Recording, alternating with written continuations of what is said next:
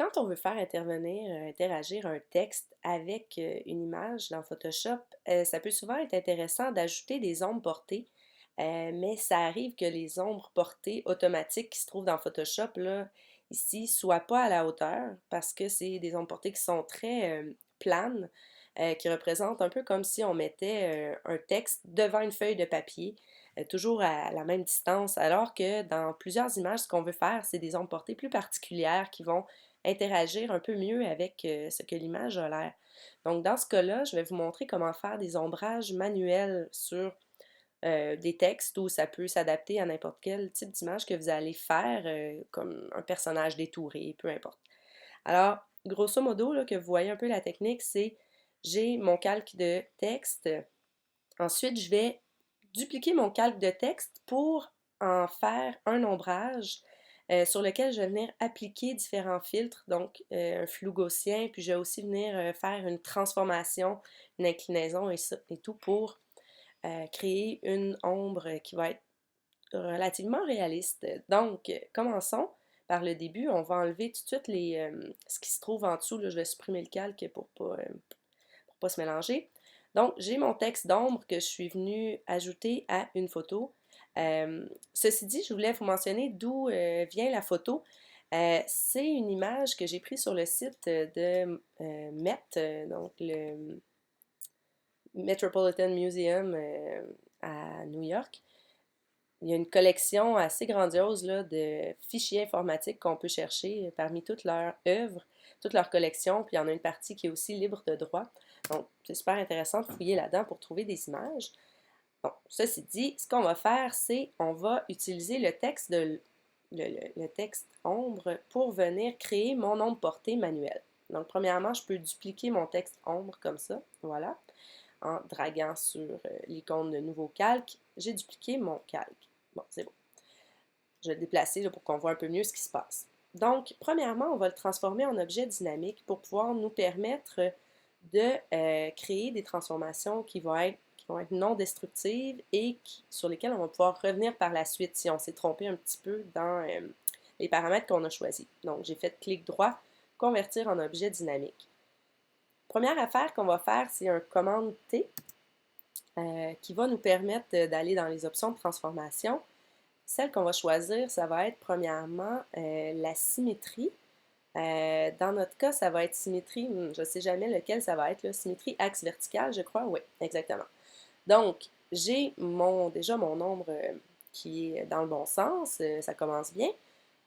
Je vais ensuite aller voir les options il y a différentes options de transformation que je pourrais utiliser, là, mais ça pourrait être torsion, ça pourrait être inclinaison. Bon, on va essayer inclinaison, voir qu'est-ce que ça va nous offrir. C'est pas mal lui que je pourrais vouloir dans ce cas-là. Donc, j'incline mon calque, j'incline mon mot là, pour suivre un peu les ombrages de mon image.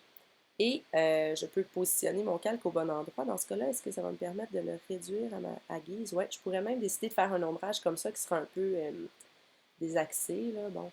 Euh, alors, je l'ajuste à mon goût selon ce que je veux que ça donne. Une fois que déjà ça fait quelque chose d'intéressant, je peux appliquer ma transformation.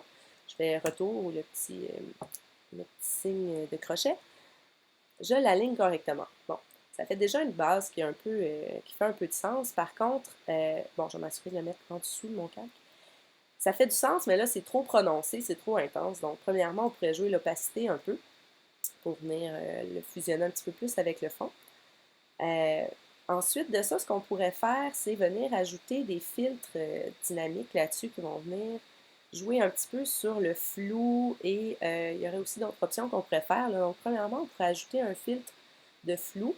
On peut prendre le flou gaussien, euh, ajouter, bon, vous voyez, dans ce cas-là, 4 pixels, ça fait quand même la job. Il faut jouer là, selon notre besoin, selon le besoin de l'image. Souvent, ces paramètres-là, il faut les tester avant de savoir quel chiffre va être le bon. On fait OK. Donc, j'ai ajouté un flou gaussien. Des fois, ça fonctionne bien comme ça. Ce qui va devoir aussi être fait dans la plupart des cas, c'est atténuer l'ombrage lorsqu'il est plus loin du mot. Parce que normalement, un ombrage commence à être un petit peu plus flou ou un peu plus transparent là, à la fin. Donc, ce qu'on peut faire, c'est ajouter un masque de fusion sur mon objet dynamique directement. Et soit avec le pinceau, venir colorer en noir là, pour effacer un petit peu cette zone-ci de l'ombrage. Ou même, dans ce cas-là, ça pourrait fonctionner avec un dégradé que je peux jouer en transparence, que je peux venir appliquer comme ça dans mon masque de fusion pour venir atténuer une partie de l'ombrage. Donc déjà, ça fonctionne bien comme ça. Une autre chose qui pourrait être fait pour rendre l'ombrage un peu plus réaliste, c'est s'assurer de le mettre à un mode de fusion normalement produit. Donc, ça va venir ajouter les pixels, les nouveaux pixels aux anciens de l'image. Donc, ça rajoute déjà un petit peu de grain. Il y a aussi beaucoup de filtres qui pourraient être ajoutés à ça, là, des filtres de bruit qui peuvent venir créer quelque chose de plus réaliste. Également, quand vous êtes rendu un petit peu plus loin dans le type d'ombrage que vous voulez faire, vous pourriez aller ajouter un filtre de fluidité à ce calque-là. Hop, là, excusez, j'ai ajouté le filtre de fluidité à mon masque plutôt que l'ajouter ici vraiment à mon mot. Donc, il ne faut pas se tromper, là. Filtre de fluidité. Euh, donc, avec les outils qui se trouvent dans le filtre de fluidité, je pourrais venir tricher un petit peu mon ombrage. Comme là, dans mon cas, il interagit avec de l'eau, donc il pourrait être un petit peu plus irrégulier comme ça. On peut faire OK. Et puis, bon, ça le rend un petit peu plus réaliste avec les vagues. Alors voilà pour les ombrages manuels. Il y a aussi d'autres options à tester, mais déjà, c'est une bonne base pour faire quelque chose qui a l'air réaliste.